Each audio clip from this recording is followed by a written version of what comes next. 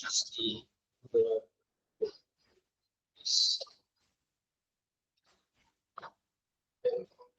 yeah, let's go. Yes. Love the setup. Yeah. Yeah, It's a conference mic. Background is very convenient to say. Yeah. Oh, coffee. You have your drink. Yeah. Okay. Oh, we should put the coffee here.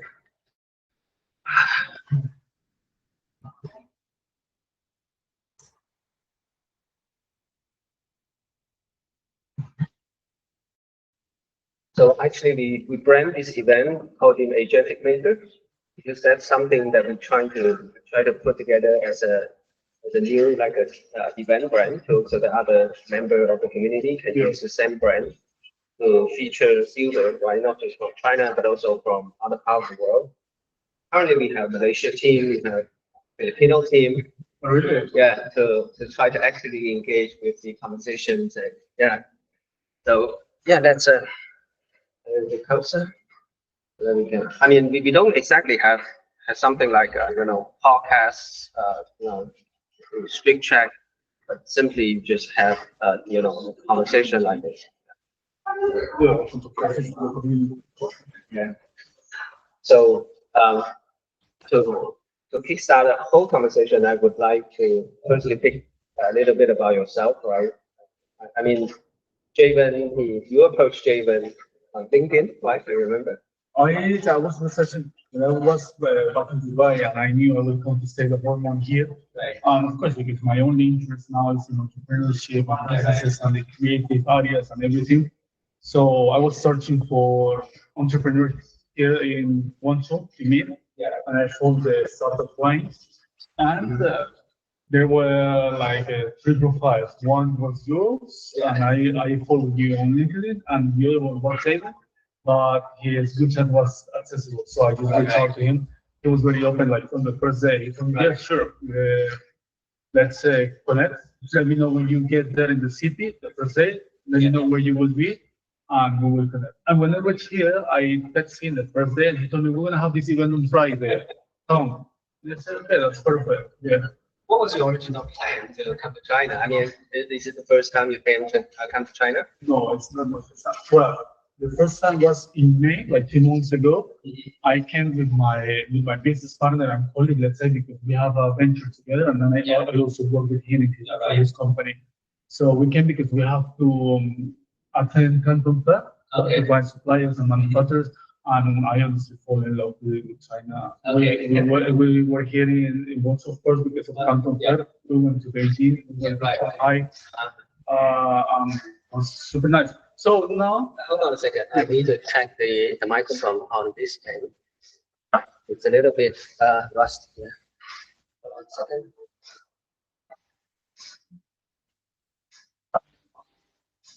What should we stop first? so it's working. It's working, but yeah, hold on a second. I'll do another check. Just take off this shield. It's kind of disrupting the jet. Yeah. So bare metal.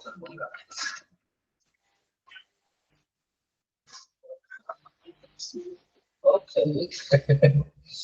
There we go. Okay. Because I saw the line on.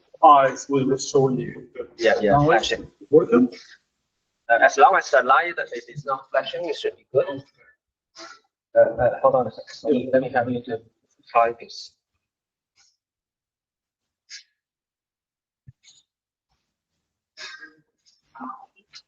Okay, should be good. Sure. Yeah.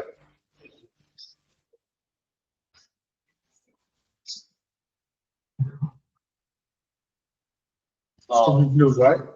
Not very good, but that's okay. I will switch to this. This is more battery. This is more stable. It's the problem like this. Yes.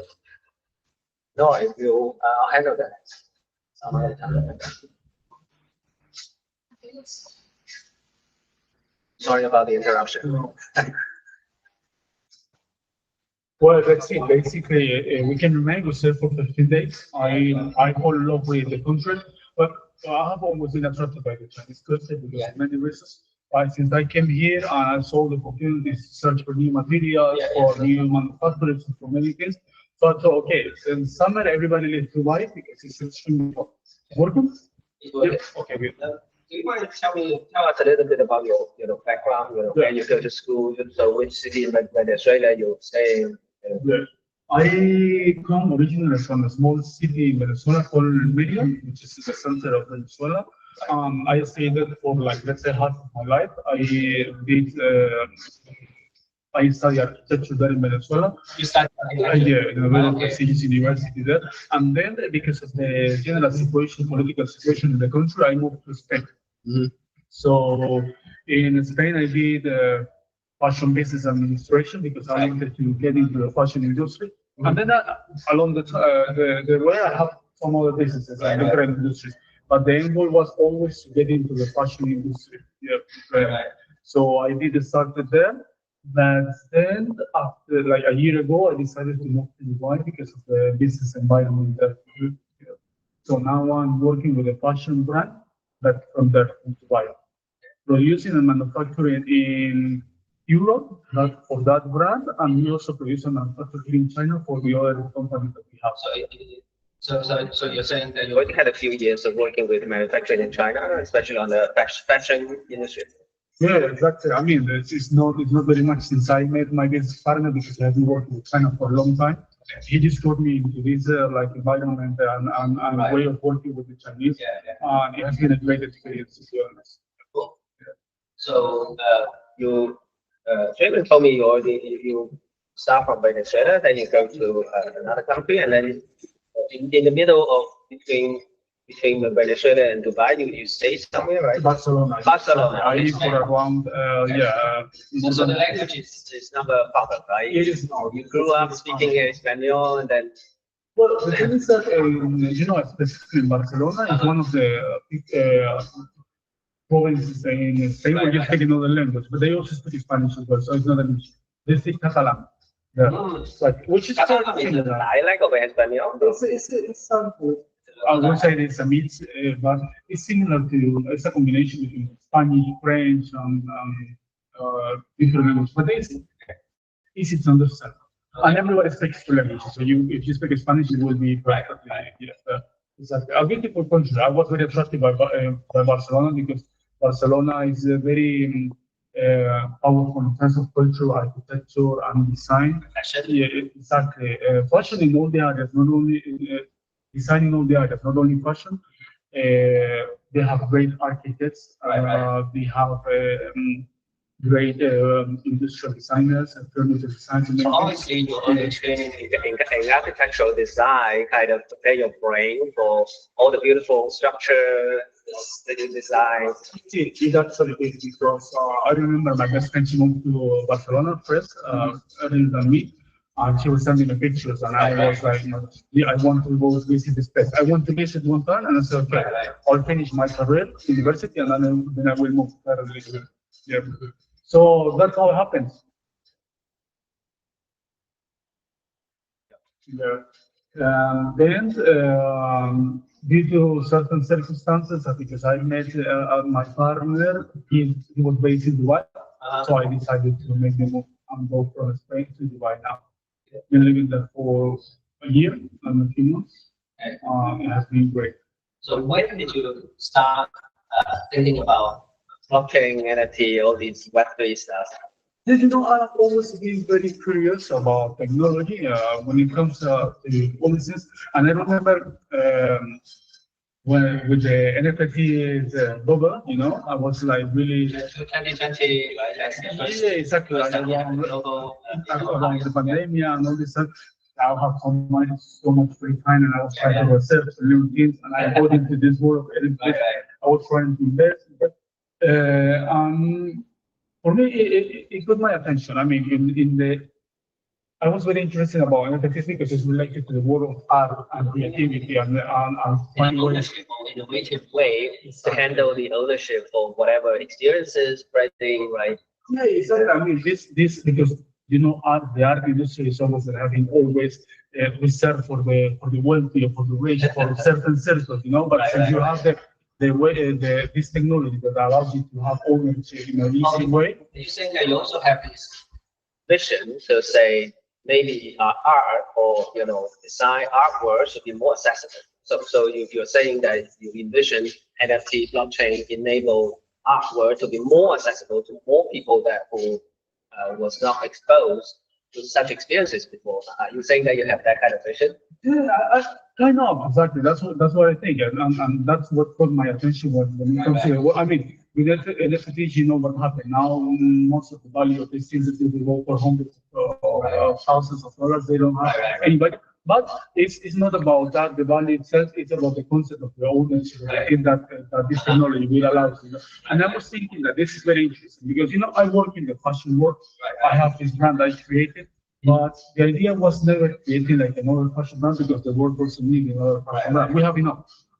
But since I'm an architect, I'm more into the art world. I was trying to create pieces that were super unique. And one of the ways to provide the clients, the people with this idea of exclusivity or ownership would be through this kind of technology that will allow them to have ownership of this token. Let's say they have it in physical, but it's also backed by this technology. So they have ownership. They can pass it down to somebody else. They can do whatever they want with it. Right. So, have you met anyone that have similar idea with you while you stay in Dubai? I'm pretty sure you also join certain conferences, meet up in Dubai around NFT crypto because Dubai is such a vibrant city for everything Web3 crypto. Yes, I mean, when it comes to the world of design, there's many people doing that. I cannot mention specific companies, but I know many entrepreneurs that are working in the world of fashion. But they are doing it now just with 3D assets. They are doing the digital assets. They are trying to tokenize that, and they can sell them as well. And they use the blockchain technology in order for them to provide people with ownership of this. But I believe it hasn't been very successful because people doesn't embrace so much digital fashion. It has been a boom at some point in which people will use it as a filter on social media, so you can put the shoes, you can put things just for the sake of using it in social media. But I do believe that people still they want to have the physical thing. So I think that if we want to use it in our industry, we need to combine the digital asset with the physical thing, with the real product. That's my domain because all my life, because I started out as a product manager on Internet of Things around 2009. I was really lucky, met the founder of this space, Wilson, and we built a really, traction around a connected photo machine, the photo cleaning machine. By itself, we try to replicate the experience of using a Polaroid camera, the instant Polaroid camera. You take a picture, and then you instantly get a photo. That was when I was back in 2010 or so. Then we met and we quickly hit on this idea that around 2012, we already had the first prototype sponsored and backed by, Mr. Jiang, the father of WeChat. And then boom, we had a huge, traction around 2013, 14, and that took off. So that what you said resonated a lot to me. Technology migrate, right? Technology evolve a lot around different cycles. Around 2010, the global, around the world, we have the mobile, internet, right? First time, everyone had a smartphone, but that was the kind of, creation or innovation you can create back then.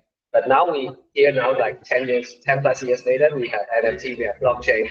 I'm so glad that you have this, also have this affinity with, okay, how can we get people to, how do we offer people more experiences that are high, not just to the digital space, but also have a physical presence. And I think you came to China, I think the very fact that you came to China, which is the manufacturer of everything, I think it's you are spot on with the right direction to scouting for all these possibilities. Yeah, absolutely. I mean, since I met this last Friday with you guys and have this conversation and everything, But yeah, so it is very interesting to be here because you can basically produce whatever you want. I was very impressed by the efficiency and how technology is impacting this country so much. It's something It's that I haven't efficiency. seen. It's not just the creativeness or the innovation. Exactly how you have been able to use technology to make things so efficient. The way how everything is being done through apps. Even I live in Dubai, United Arab Emirates is on top of artificial intelligence. They want to be the best in everything, and eventually they will get that thing because they have the resource, the provision, and everything.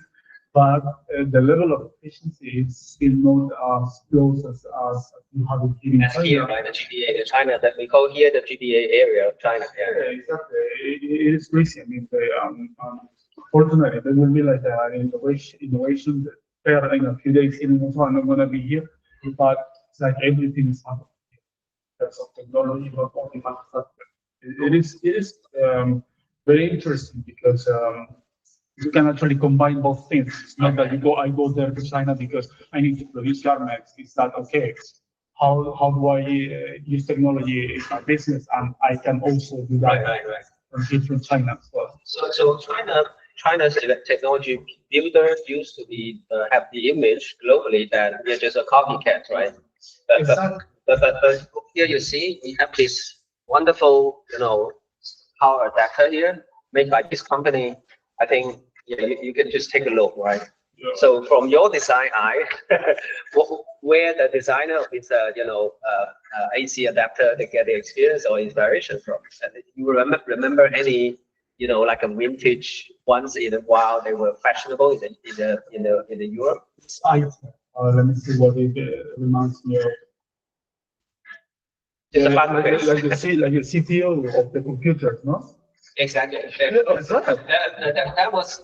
It actually came from an Italian kind of Italian school of design, styling. Yeah, exactly. It is like a CPO. Even in the earlier day of like the 1970s, there are this whole suite of different like a audio recorder, camera recorder, they design with this kind of touch and feel, and then they make it into something like a power adapter. Yeah. No, it is crazy, but it's true. It's true what you are mentioning. That it's very interesting. When you always are outside China, you have like a misconception of how things are here. Right. You think that, for example, when you come to fashion, people think, okay, you are gonna go there to see coffee or things that have not like high standards of quality, and nothing. That is not also reality because when I came here in May, I went to Hampton Fair and you can find any stage of quality of whatever you want. I mean, you can find from ultra luxury, super high quality to the lowest mass market. And I think that happens in all the areas, in all the industries. But it's a country that is so big, so vast that you have all the options. You can do whatever you want. One of the options you probably notice that there are a lot of these makers in China. They probably don't have good enough design, but they are willing to work with brand agency designer like yourself to white label something so that you work with them. They take care of the manufacturing. That you put your brand on top of their stuff, and then there's one of the possibilities is to run an international brand like that to use the China supply chain to sell to the rest of the world. Yeah, they have the operations, they have the manufacturing, they have the process, they do everything. They use the vision and then they did the hard work. Yeah, exactly. but slightly, in terms of design, like this kind of gadget, right? You put a layer of aesthetic, fashion on top of that layer, and boom, you have a startup, ready to go, right? Especially very interesting, man. This with this one, and I want to link it again with what we were talking about Web3 and how to use blockchain technology. Because with fashion is not still very very common. This is something I want to integrate in my brand. Why? Because my brand is linked to architecture in terms of design, but also technology in terms of how we do the things. We use artificial intelligence. Because we want to produce these pieces of art more than just garments, we want to.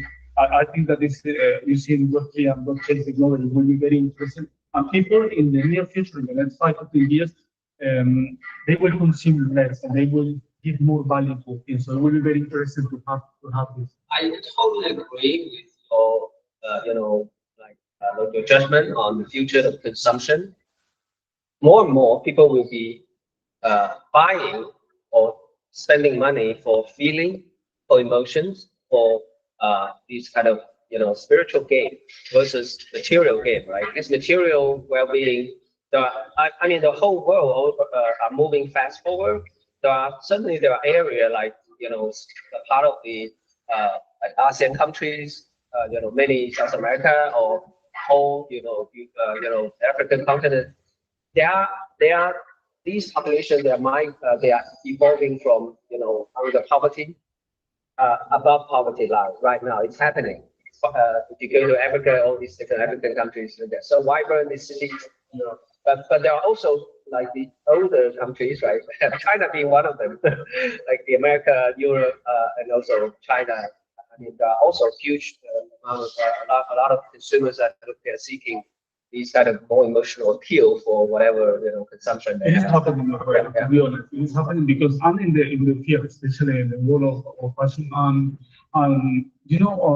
When it comes to what we do, the brand Mentero, which is our brand, the price point is around average 4,000 euros. So not everybody pay 4,000 euros for a piece. When you buy a piece this price, it's going to be around 30,000 RMBs, more or less. You are really looking for an experience, not just buying a garment I want to wear for a night out or anything like that.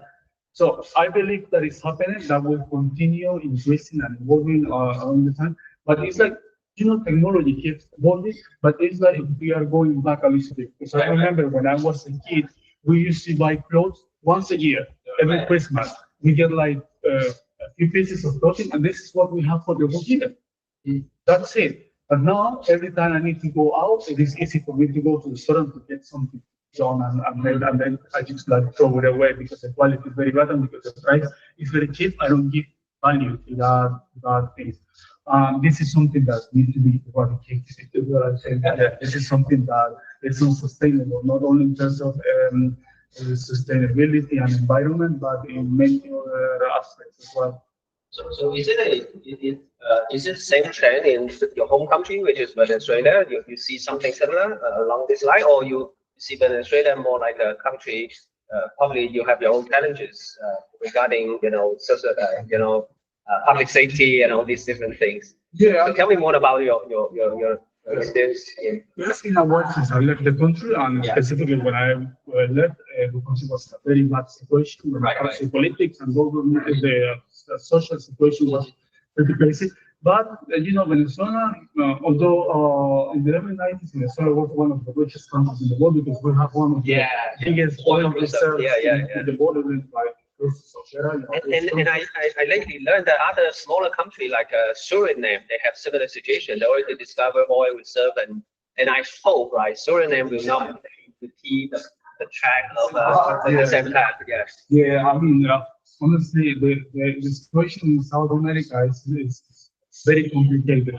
So what happened there is that I mean, when I was doing that, it was like that. Even if you can afford to buy things, you were not very much into like this consumption thing. You were like investing in high quality pieces, or you were traveling and you were discounting.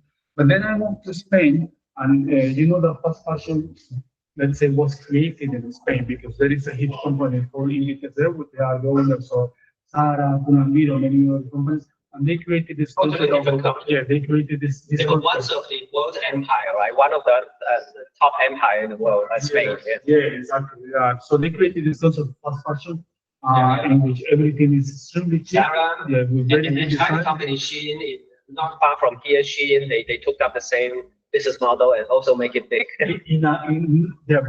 But Jiang is working at a very high level of fast fashion. The prices are like extremely low. So I give people accessibility. This is very contradictory because you think like if there is like a poor population in many countries, by creating this kind of business, you are giving access to these people to buy things that otherwise they won't be able to access. But then on top of that, you are creating this sustainability when it comes to buying things that you don't need just because it is cheap. So It is complicated. It's complicated, and when you just mentioned that you have this design thinking from inspiration from architecture, which is part of your training. Yeah. Then you have these experiences in fashion design, and I think it's such a not so common marriage or like a combination within one person. Tell me more about that experiences. How do you transition your aesthetic from architecture to fashion design? This is a question I like it very much always because actually what I'm trying to do in fashion is architectural fashion. So because I'm Architectural fashion. Exactly. I will always be an architect. This is my passion. This is what I study. This is what it's also that I want to do as well. But I wanted to do fashion design. I was okay. I want to put my vision of what architecture is for me into the garments I create, and that's exactly what I see.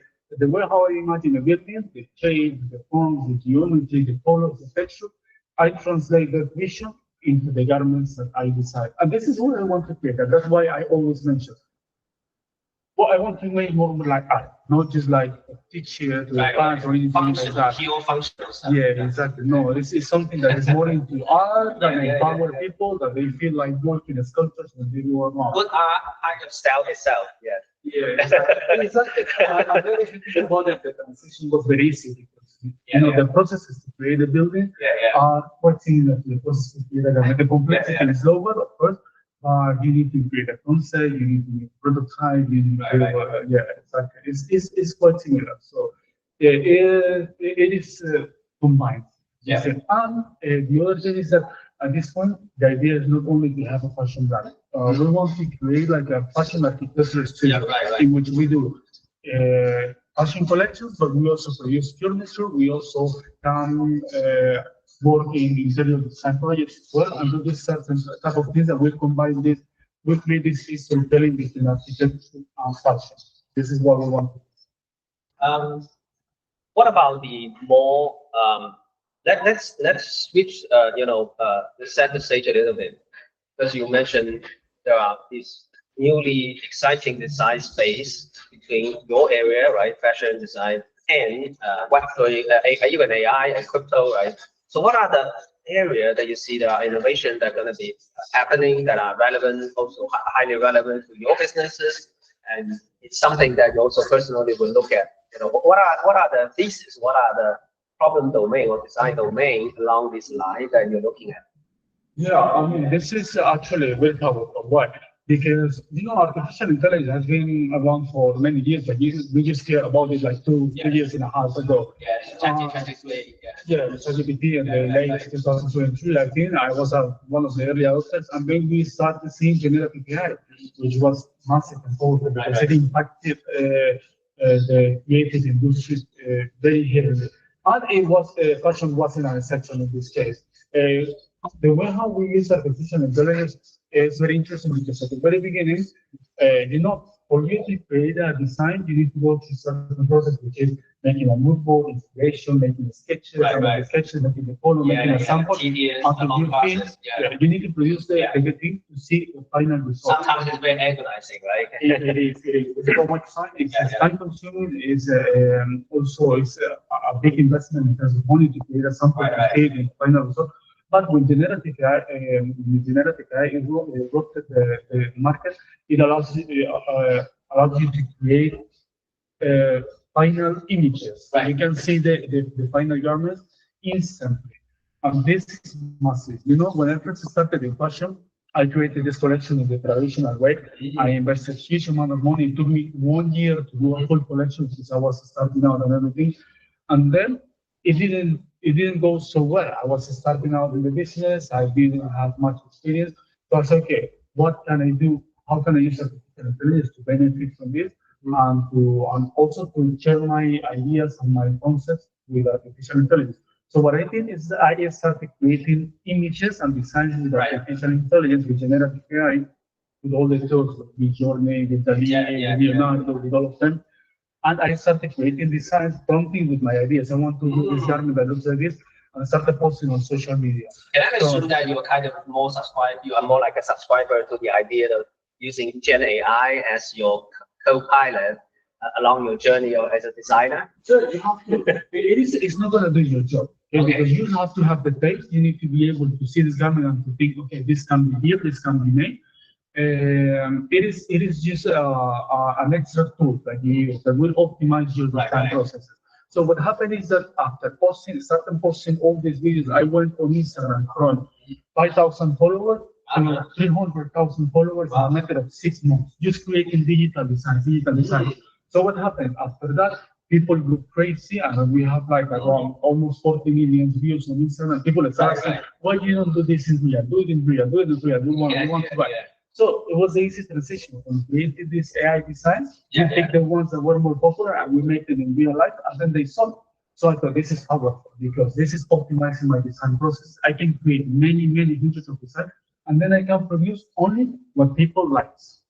Or only when people feel that it's something that, for example, on the supply side, if you have a China partner, you had a base version physical for the physical design and supply chain. Then you probably can base on that physical design and then encourage people to, co-design together so that any consumer, if they feel that they are part of the design process, they'll probably even make it even more engaging. And then you have the China supply chain to say, okay, we are going to be flexible to manufacture these, these items or specially designed in smaller quantity, but sell in high premium. That probably make a perfect business, is that no China competitor can compete with you, but also no other European or Western brand can compete with you because you have the China supply chain to empower you. Yeah, that's true, and that's exactly what I do actually. Yeah, like both things. I have before I have a client, she wants something, and I say, okay, listen, let's do something. Write what you want, and then I make a prompt with what she wanted, and with this prompt, we create the design that she wanted. And it was that easy. We are the DNA of the brand, and everything. Those things are important, but it's such a magical combination. But I hope that more startups around the world, especially from your sector, will realize that this is something that they can do in China. Yeah. Yeah, pretty much I do it now. I mean, you're already doing it, right? Yeah, I'm doing it. When it comes to with this other company I work with, I manage operations, but also the design as well. What I do is that I create hundreds of designs, and I do the selection. Whenever I like it, I discuss it with the factory here in China. We work with factories in Suzhou, exactly.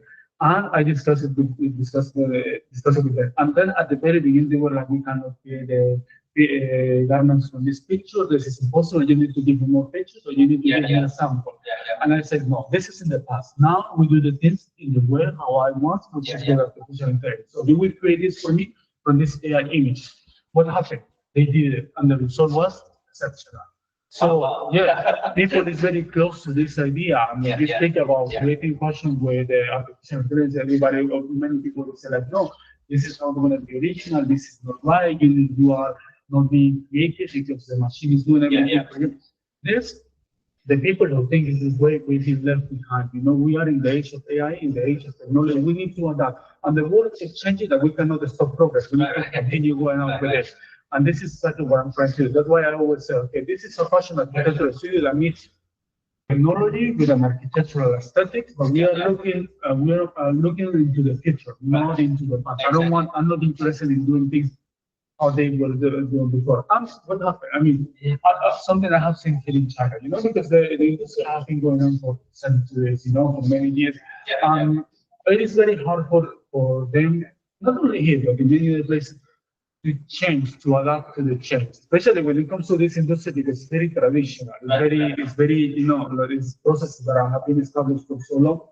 But I noticed that I'm lucky that the owners of the factories I'm working with, they are young people, and although they come with the old programming, I can tell them this is a new way how we do things. So those Chinese makers or manufacturers, they were willing to adapt to whatever you ask them to do, right? They are not, because I have had the cases in which they are not. I have pushed them in a way, and they have to adapt to the way how I like to work. And I always told them, this is not because of me. You are also going to grow or doing the same. You're going to learn new things or new ways of doing things. They also need to join the global supply chain or fashion item or design item. Right? They want to stay competitive. Like in China, one of the things I have noticed, like being here for 10 times already in 1 year, it is really competitive. It's such a vast country. There are hundreds of millions of companies doing the same thing, you know? So you need to be able to differentiate yourself. Maybe for one client, for one client, there are like 20 companies trying to fight for the same client. You need to stay competitive. And the way you stay competitive is adapting to technology. And adapting to the kind of partner that come from outside China who are willing to work with you, right, to form such a manufacturing and suppliership. This is sorry to interrupt you, but this one you mentioned for me, I'm very interested in that because when I came here, because I have another project that is outside the design and the fashion world. And I came to this idea. I said, I want a Chinese partner to do exactly the same thing. Why? Because we have the ability to build brand. It's what you mentioned. We can put the design, the aesthetics. We can go with influence. We can go from a global hub like Dubai, for example. There's going to be those prestige for the brand and everything. But we cannot do that without the Chinese because they have the manufacturing here, they have the operation, they have everything. They have the raw materials that we need. So it's just combining these things, finding a way to make a partnership. Finding a way to make it more adaptive, right? So that whatever in your mind, in the branding team's mind, can quickly transfer or translate it into the real product that are being, built and manufactured or mass produced in China. No, that's powerful. I think this kind of partnerships are great. And I'm looking for something like that actually. You're looking for such Chinese partners, right? Yeah, but in another field now, because for our architecture around what we do now is to produce in Europe. But I came here with a clear intention to find this kind of ateliers who can produce the type of garments that we do. As I told you, it's very high end. Now I'm working in a middle quality, let's say, and the results are very good. We are selling in the Middle East region. Average prices are around $300 more or less for the dresses. This is perfect for China. They are doing it very well now. So $100 kind of item, right? Yeah, exactly. But I know that they can do also this top quality materials because when I went to Shanghai, we went to this Link exhibition and I saw manufacturers that have like super high quality garments, but it's not the category I work with. So I'm trying to now, since I'm here, I'm going to be here for a few weeks. I'm trying to research to see what I can find this kind of way. I already learned so much from you on in terms of the fashion, manufacturing supply chain from the eastern part of China, right? So you mentioned that these really adaptive fashion or fashion manufacturer that they need Hangzhou, you mentioned Hangzhou, Shanghai, and the eastern part of China, right? How about South China? You work with any such builder in South China? Like here. Like here, Guangzhou. Here, also, what we have is we have an office here. So what we're doing now is that we take the things that we produce in Shanghai, in Suzhou, we take them here. But and also actually today I have 2 meetings in the afternoon because there is a specific category of dresses that is very popular in the Middle East with beads, embroideries, and many crystals in this kind of thing that is very well made here. So I went to one of the local markets and I found that I spoke directly with the manufacturers, and today we have meetings because I make a selection of the dresses I want, and they will produce it for me. So they will make the samples for me. I will take their designs and I will put them on our platform there in the Middle East and see if we can do business with them as well. That is the idea, because if we have the office here, it makes sense that we do it here. I mean, supply chain is going to be more efficient in that way. And what I saw, because last week I was exploring. This is what I love. I'm not just designer. I love this kind of work as well of going around scouting and discovering. And so, in the places I would never imagine. Small tiny showroom. I went inside the building and I found wonders. Amazing things that they do, and everything is produced here in one shop. So the path to discover such maker or supply or partner is like you saw something they feel, you like their quality, performance and features, then you look for their contact and then visit them. Yeah, exactly. But very high quality, and also I was very impressed by the prices that they're offering for this kind of design.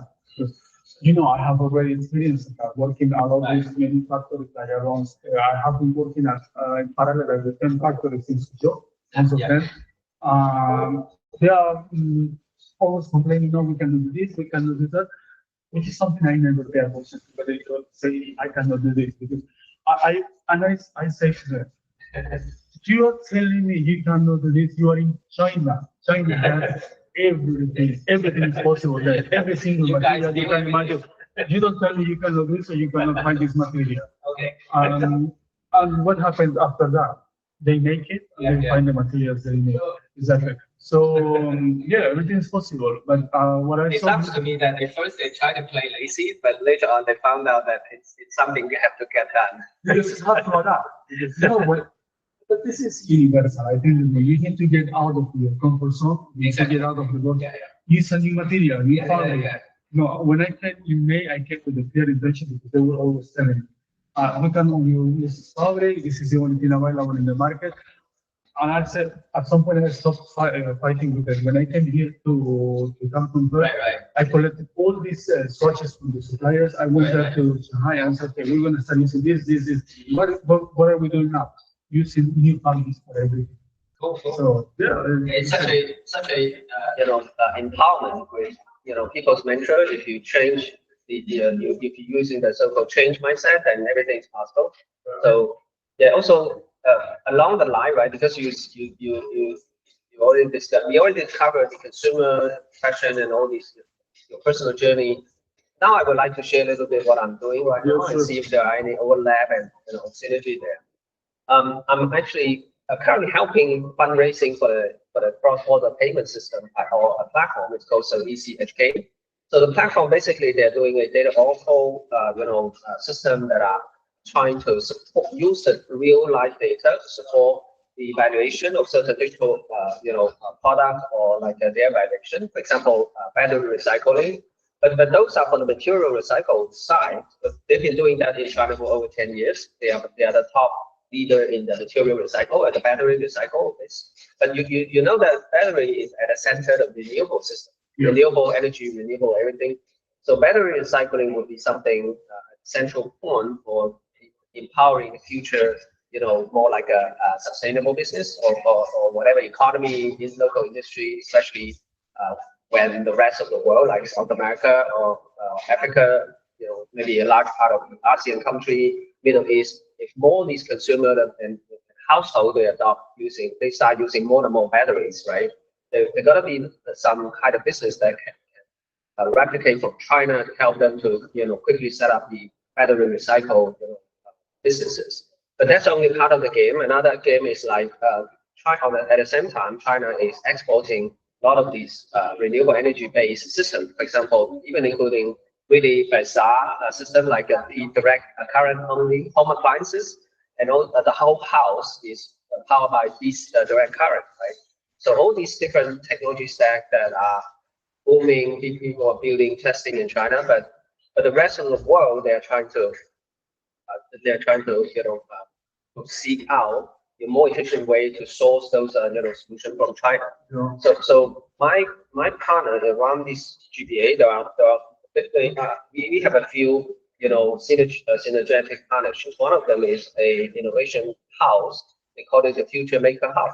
So Future Maker Hub is actually started out as a social enterprise to set up certain space, really nice architecture, but they kind of make everything more a lab for people to test out sustainable development ideas or any SDG projects. So one of the ideas, they've been building a few these sites around the city of Zhuhai. Zhuhai, like 1.5 hour, train from here.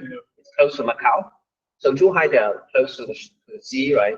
So they set up these future maker hub.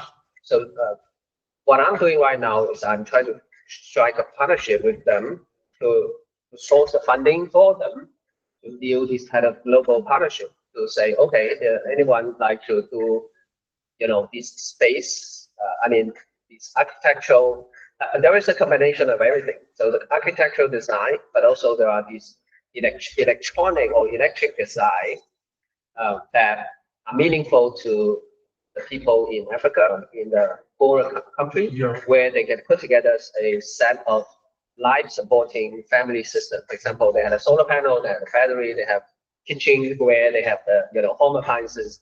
So we have all these supply chain here already. I put together this supply chain, but what we are trying to do, what is the key? The next step is to have this kind of idea, like a makeathon or make an event, right?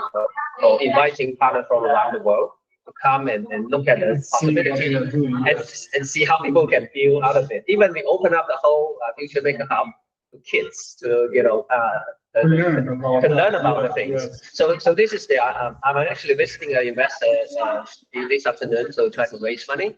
So to see if he's interested in sponsor firstly this smaller project, and then hopefully he will be interested in like bigger project, which is a more international financing platform to mobilizing the renewable energy system, export in and also the technology innovation. Because renewable system, whether we are talking about renewable energy, renewable resources, renewable material, it got to be kind of global innovation, format or event that should be happening here versus happening outside China or in eastern part of China. So I'm looking at way to help these kind of innovation hub, the operator. They are all my best friends, like Sonia, Sun Kwai, and also AD. These are young, talented, also really technical people. They have huge experience and also extensive connections in Africa. They actually involved in a lot of these like a technology-driven like a social enterprise, helping the poor people in those regions to acquire the right kind of technology to sustain their life, to alleviate poverty, to help to raise their living standard from below poverty to above poverty. Those are such transformative technologies that, the most powerful part is like we are imagining a new lifestyle that are not like China, because China is a country that really by star in a way that we opened up the whole economy back in the day, like the early 1920s by President Deng Xiaoping, right? He visited America. He built the first, he on behalf of CCP and government, right? He built the first, strong, partnership with USA. So we over the past few decades, China literally copied everything from USA, and then we are a replica of the United States, in the practical terms. So that's the narrative that I've been telling the US people, even the US government people. So this is this interesting phenomenon also. But we are here today, 2025. We face our own problem. So the big countries like USA and China, we are very much like a centralized energy system, centralized data system. So what I'm seeing in the future for Africa, for Middle East, for South America,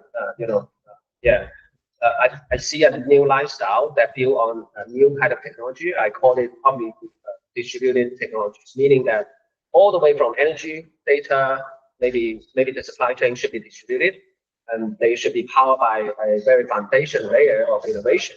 So it also means that we need to have a way to tell the younger people. So what the future is going to be, what is the future digital life, or whatever life should be, right? Without the big power clouds. You imagine how people will build cities or villages if they don't rely on big investment to build whatever they want. For example, if they can just assemble, like a solar panel, battery, home appliances. We have this like a one family, one set, right? And then boom, we have the whole community.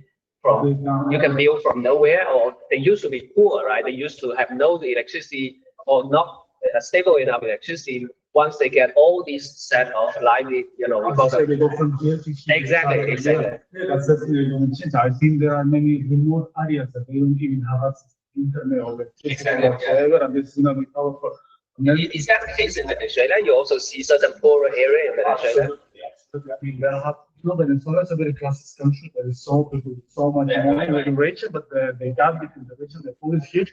And now with all the situations, poor people have increased drastically. So, but think about in general Venezuela. If you think about countries like Brazil, Venezuela, this is something that they couldn't know people. I'm talking about Africa. I think that we mentioned the last time we met, like in the next 10 years, Africa is gonna have 60% of the young population. Yeah, which is insane. Yeah. So it's actually I think it's very interesting for you, not only as business, but also for the social impact that it will have. You're interested in part of the Future Maker Hub? I could probably invite you as one of the mentors. Yeah, I would love to.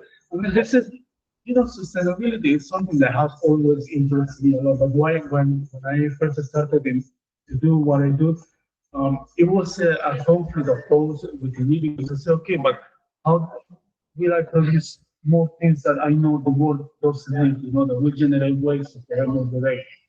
So that's why I'm trying to go away of this model of producing things that we don't need.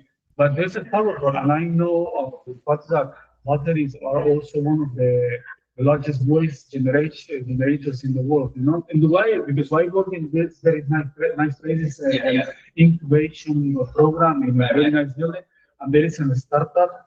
They're like a non-profit, something like that, but they have this boxes everywhere where you have to put there your batteries and everything you need, and then they send them to a facility where they process. I don't know if they recycle or what they do, but yeah, they are trying to do that.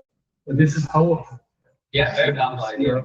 It is beautiful for you, because I believe that when you work in something, you do it more like with this purpose of helping people instead of profiting yourself.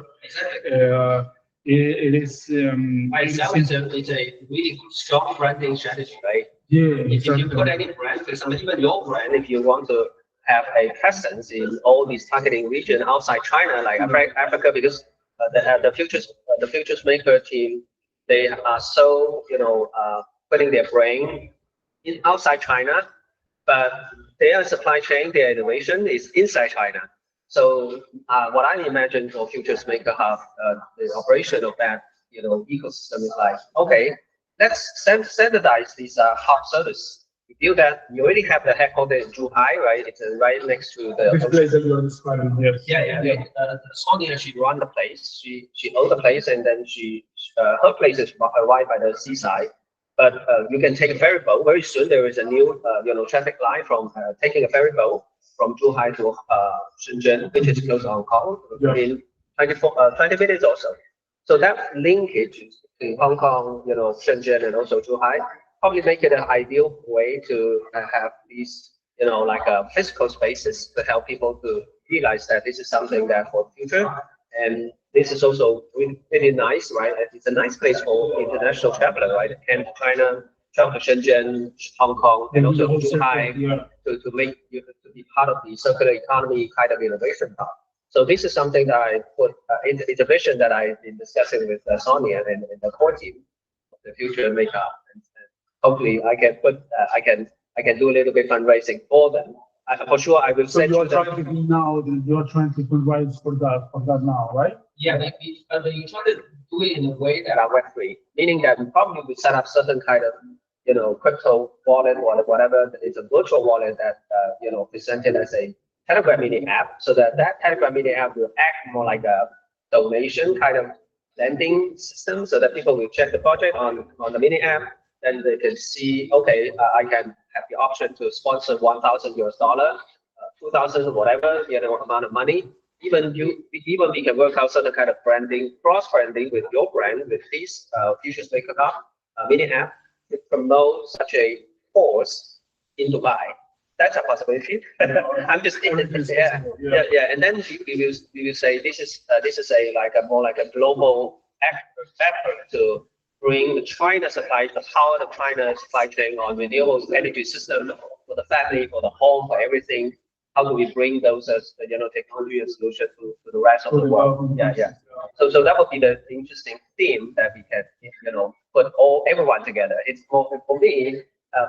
Why it's exciting, because that's something that tangible. You can see there are people. There are also really strong team already working behind the scenes to build the physical spaces, and also obviously if you build such spaces around this region, they're going to be really. I hope more people around the world, right, including China, they will meet there, and then maybe have a little bit conferences, meet up, and then we can finally figure out a way to leverage China, these powerful, really distributed system. It literally means that you can build a village out of nowhere. For example, there is no, but for sure you need to have certain kind of water supply. We even have system to distill the water. So the DC power, the home appliance ecosystem is booming because of my partner Alan's work. I'll show you the video later on. So they have water purifier. They have air conditioning, all powered by 48 DC voltage. So just imagine that you have all the solar panel that for example, within 2 days, 3 days, there is you can transform a space into a really comfortable living space. So that's very transformative, right? Yeah. So I want to promote that, and I want to keep, for sure. I'm not a branding expert, to be honest. I'm a technologist. I design technology and systems, but what I'm looking at is people like you to work with us to see how we can do with this. Or you can present something with different ways. Right. Yeah. And then I'm happy to allow you to do whatever innovation you would like to see. The uses of such strong partnership around this region, so that we can see, okay, there are any interest party from Dubai or any investment fund they would like to fund a project like this, because they mean a lot for the EAU, young people as well, right? I'm pretty sure that the citizens of Dubai, right? Those I know they're rich, right? But what about their younger people? If they are looking at, okay, they wanted to build a new Dubai or new Middle East with all the energy system that don't relying on oil, that would be powerful. You know that Dubai is not very strong in oil, actually. Some of the oil emirates were, but what happens in Dubai and the reason why they became what they are today. Exactly. Some oil emirates they have oil, but for example, Dubai, what they did is that since they know that they could not rely on oil because they don't have, they built this like a city that majority of the economy falls around tourism. That's why they build it in the way how they did. But I mean, Dubai is the core of international business, and although you don't have many access to the locals because they are very few, only 8% of the population in the Arab Emirates are locals. There are 200, 8% is very few. Exactly. But there are 200 nationalities of people who is there trying to do business, invest, and create value. I see. So we're talking about if we mobilize anyone interested in this project, they could probably be people who are outside those 8% population in Dubai, but they are interested in bringing such solution, technology, innovation to the Middle East. There have to be, and also there are many programs sponsored by the government, and there are many contests and grants that they give to projects that are related to renewables and all these kind of things, because they're trying to promote that more, to make the cities more efficient in every way. So for sure, there's opportunity. People have to be looking at that.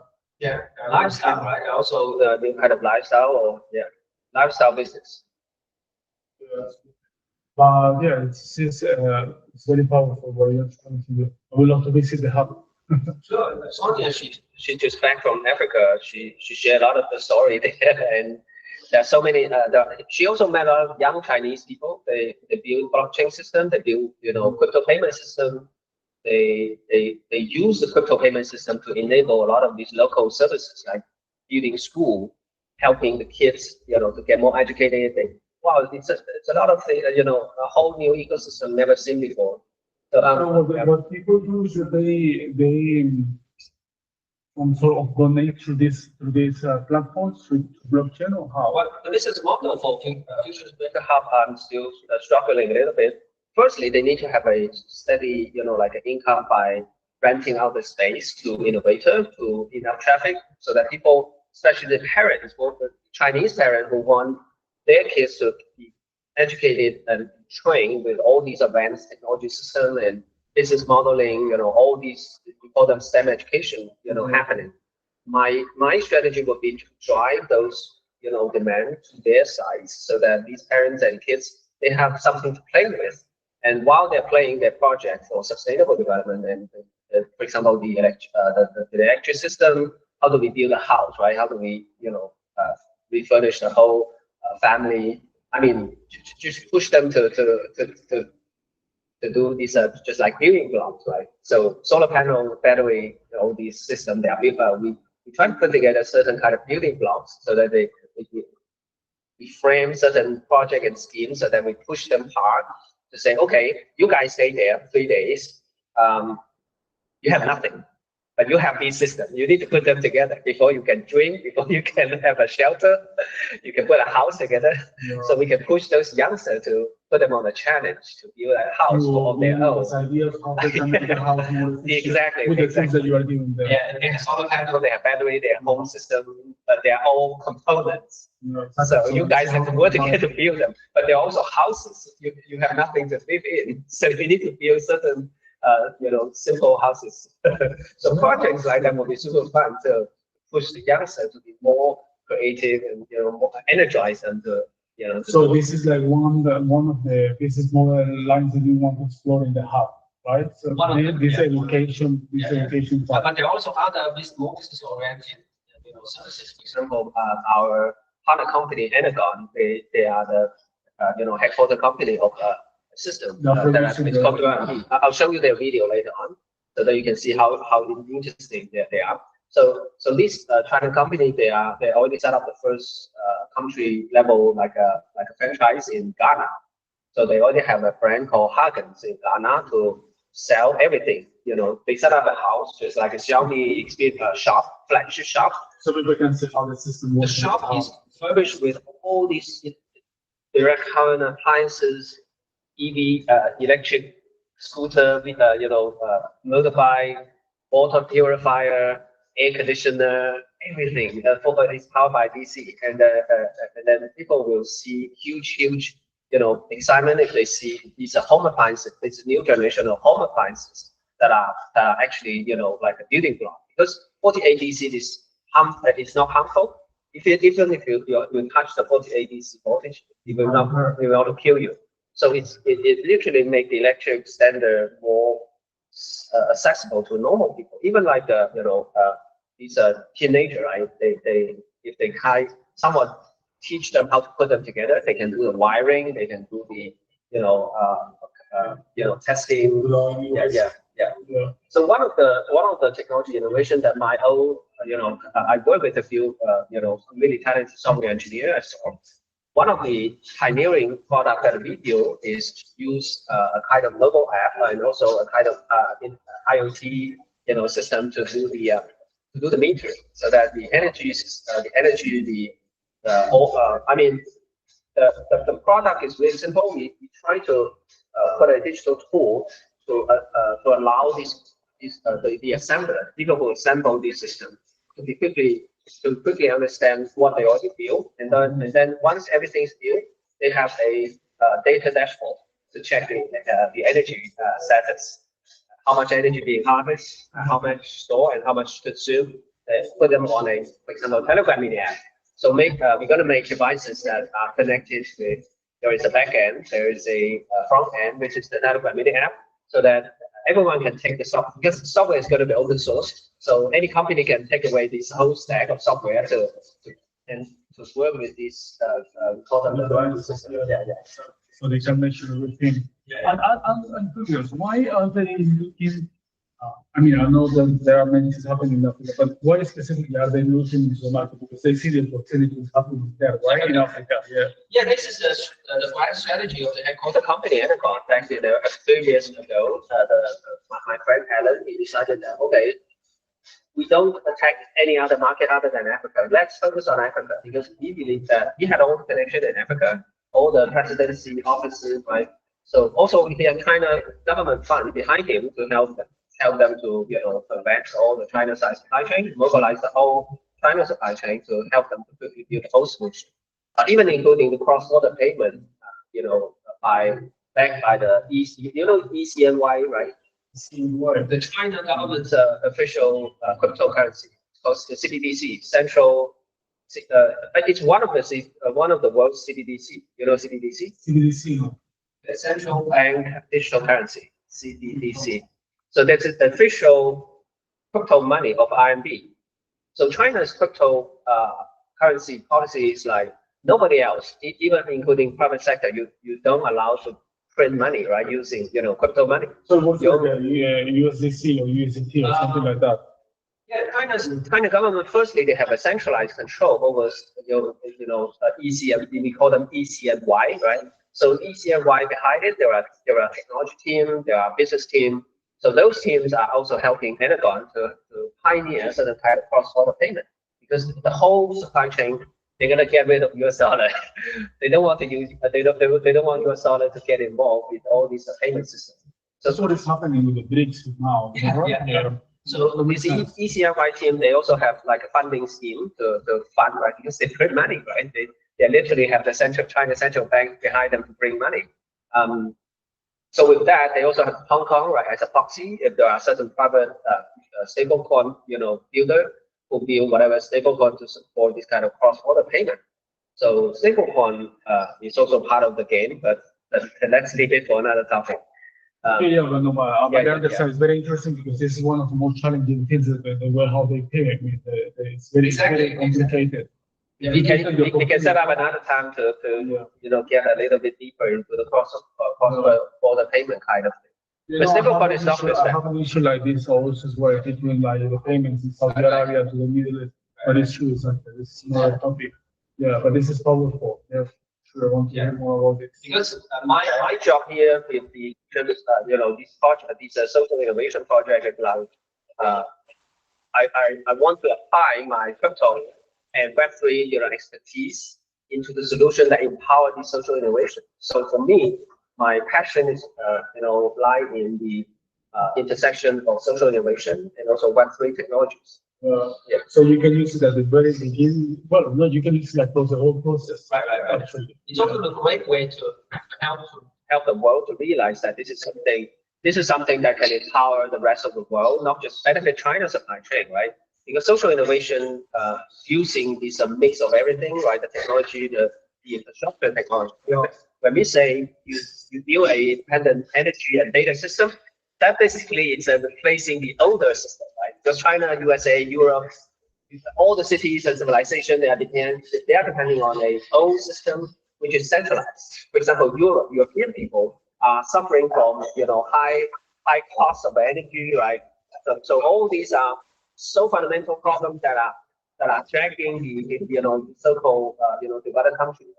But for the developing countries, they had a way to break away from this older infrastructure. Because they are starting from scratch, and that's really important. Yeah, and that also makes it so easy for them to adopt such a technology. I mean, what I like the most about this technology, about you, is that specifically on the centralization.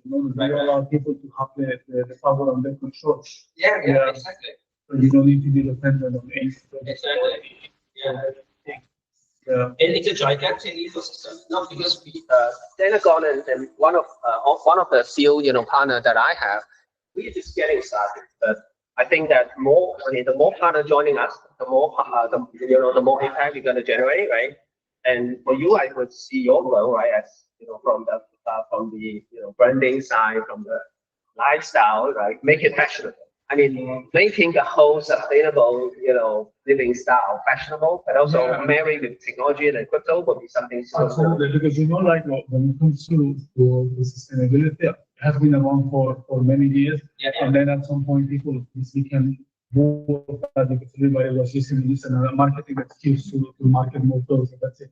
But when you try to do it we try to make it a business. We try to make it a profitable business.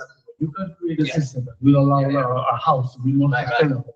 And on top of that, you can make business out of that. It's crazy. Yeah, exactly. Yeah, because economic growth is also sustainability as well. Exactly. Yeah.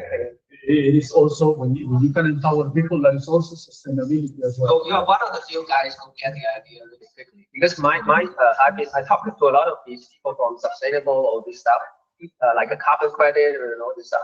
There's so many rubbish narratives that are not working right around this space because they've been around. These so-called sustainability SDGs, they are promoted by they are initiated by the Western countries, right? Yeah. But now, even including the USA, right, they kind of abandon that track because they find it difficult to execute in so many ways and so many levels. But the Chinese, on the contrary, pick it up, and when we're making them real. We make the EV cars, we make the sustainable, renewable energy system, we make everything that actually we realize of the general goal of SDGs. Yeah, our centers now here. But I believe everything happens so fast. You can build and you can execute whatever you want in a very short period of time. And this is something you cannot do anywhere else. Because the infrastructure you have here, you don't have it anywhere else. Yeah, the velocity of change. That's very powerful. Yeah. Cool. I think we are almost done with this, interview. So to conclude this, interview, any final thoughts or what you want to share with me, or any question you want to follow up? No, for me, it is very clear. I was actually very keen to discuss this topic because I've been thinking a lot about blockchain, about how to implement blockchain in my industry, creativity, and not a lot of things. You found the right guy. I had a whole team to support you. Exactly. And with China background. That's true. No, but it's true. Now it's very clear to me. Also because I believe, people. When you have a new technology, usually it doesn't happen like AI. That AI has been embracing this because it has been it went mainstream like blink of an eye. But when it comes to blockchain, it starts like with a lot of hype, and then it will not, because people, they don't understand very much what is the real use of it, the real value, because it does have a massive value. And I do believe that in the next 5 to 10 years, the world will be working in this way, and people will be left behind because they will not know, will not understand what this technology is and how it works. So I think it's important that we, as business owners or entrepreneurs, we lean into this work of how this technology works. Absolutely. I think the innovation space for your company, for your given your expertise, I would say is more like a new lifestyle, the kind of lifestyle that promote solvency, personal, individual independence, and also promote financial independence, and also promote this kind of, new kind of, raising money, new way of raising money, new way of ownership. I think it's more about the sense of ownership when people, talk about crypto, issuing token, everything. So it kind of mobilize, these their energy, their attention around specific project and courses. So this is a very fundamental, purpose of Web3, right? It's not about, let's make a lot of money in a short time. It's not that yet. No, it's a community that has a real positive impact in society. Exactly. It's not just about transactions, which is important as well, because, but no, I believe that it is a technology that will have a huge impact. In the next years, the world will revolve around this technology. So it's better that we start earlier than that, But it has been around, you have been doing this like for a while now, since the very beginning, into the world of Web3. My journey started around, it's a shame that I say so. I started around 2015, but I didn't realize how big this thing is going to be. If I travel back to 2015, I probably would buy more, big one. I heard one time this guy, there was an interview on Entrepreneur Day, and the other, they always ask this like very emotional. What would you say to the 10 years old yourself? And the guy replied, Bitcoin. Well, it's not late because I'm so fortunate that I'm surrounded with the smartest technology people, that I was able to, identify these opportunities earlier than almost all the people in China. I figure out my path. So what is important is not that, okay, how much money other people make. It's not that important. What is important for me is who am I? What is my role, given my, history, background, expertise, energy, my interests? How do I put myself into this bigger picture of Web3? So what I'm thinking right now is like, my narrow focus on this area is very much like, firstly, let's build these different core knowledge framework. I even published a book. It's called on cryptobynation.com. So you can visit the site to see what I wrote there as a book. The book is basically to give people the framework to look at, how do we classify the different digital assets. So before you evaluate a digital assets, right, whether you talk about Bitcoin, Ethereum, stablecoin, even meme coin, right, they are digital assets. So you need to classify them in a way that make economic principle, right? There are economic principle or monetary economic principle behind this kind of digital currency or digital assets. So when people are able to clearly define these categories, we call them classify these digital assets along. I mean, there are three frameworks, right? So this framework is also something that I've been teaching people to help them to understand before you evaluate the whole, we call them valuation, right? Then you need to classify them. Once you classify them, then you are able to objectively, evaluate, the risk, the technology solution behind different categories of digital assets, right? So although they're all these ledgers, they're all called blockchain, but the very nature of how they work are fundamentally very different, drastically different. Basically, there are three categories of blockchain. For example, there are blockchain for storing wealth. There is only one blockchain that can do that, is Bitcoin. There are also blockchain for handling, as a medium of exchange. So those are blockchain for stable coins. So the third category, which is the category that we're going to have the most innovation, I call it the unit of account blockchain. Unit of account. You use this ledger to do accounting for people's efforts, right? It's like meme coin, like Ethereum. Ethereum itself is also the old coin. Ethereum itself is not. There is no difference.